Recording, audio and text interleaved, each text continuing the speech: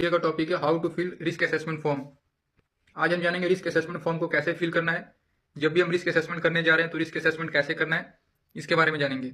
इससे पहले हम जानेंगे रिस्क असेसमेंट क्या है, रिस्क असेसमेंट करने का स्टेप क्या है, यानी कौन कौन से स्टेप को हम फॉलो करेंगे रिस्क असेसमेंट पूरा करने के लिए, इसके बारे में जानेंगे। इस वीडियो में रिस्क असेसमेंट फॉर्म को हम फिल करेंगे, प्रैक्टिकली सीखेंगे कैसे फिल करना है, कैसे कंप्लीट करना है। एक डॉक्यूमेंट फाइल इसको हम फिल करेंगे और ये डॉक्यूमेंट फाइल कैसे डाउनलोड करना है इसके बारे में आगे जानेंगे। तो आइए इस वीडियो को शुरू करते हैं।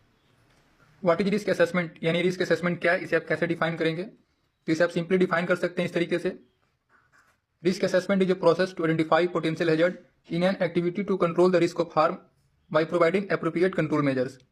यानी रिस्क असेसमेंट एक प्रोसेस है जिसमें किसी भी एक्टिविटी में क्या खतरा है, क्या पोटेंशियल हैजर्ड है, उसे आइडेंटिफाई करते हैं, पहचानते हैं, और उस हैजर्ड से क्या हार्म हो सकता है, क्या रिस्क है, उसे कंट्रोल करने के लिए हम कंट्रोल मेजर्स अप्लाई करते हैं। तो ये होता है हमारा risk assessment. Risk assessment also helps to keep records of hazards and control measures for further studies. जो रिस्क असेसमेंट है ये एक डॉक्यूमेंट प्रोसेस भी है। तो जो भी हम हैजर्ड और कंट्रोल मेजर अप्लाई करते हैं, आइडेंटिफाई करते हैं, उन सभी को रिकॉर्ड रखते हैं ताकि जब भी हमें कभी आगे काम उसका स्टडी कर सकें और कोई अपडेट करना हो तो अपडेट कर सकें। स्टेप्स ऑफ रिस्क असेसमेंट, यानी रिस्क असेसमेंट का स्टेप क्या है। जब भी कोई आप एक्टिविटी का रिस्क असेसमेंट करेंगे तो आपको कौन कौन से स्टेप्स फॉलो करने होंगे। तो रिस्क असेसमेंट के टोटल 5 स्टेप्स हैं।